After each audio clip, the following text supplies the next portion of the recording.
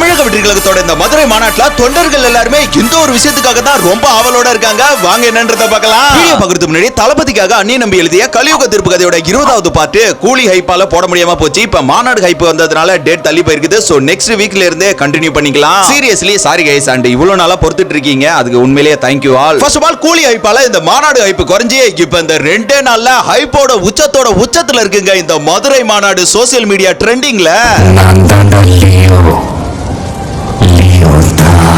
தமிழக வெற்றி கழகத்தோட முதல் மாநில மாநாடு 250 ஏக்கர்லயே கேஜிஎஃப் சாம்ராஜ்யத்தை உருவாக்கிச்சு. ஆனா இது 550 ஏக்கர்ன்றதுனால என்ன நடக்க போகுதுன்னு தெரியல.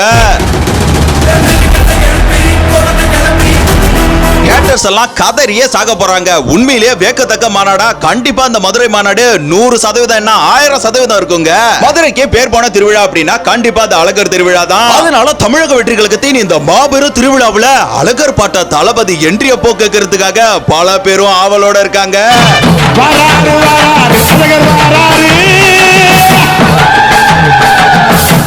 இதை தாண்டி தங்க தமிழ் மகனின் தரமான சம்பவத்தை அவரோட ஸ்பீச்ல பாப்பீங்க பாருங்க. அது வரைக்கும் நெருப்பாதான் இருப்போம்.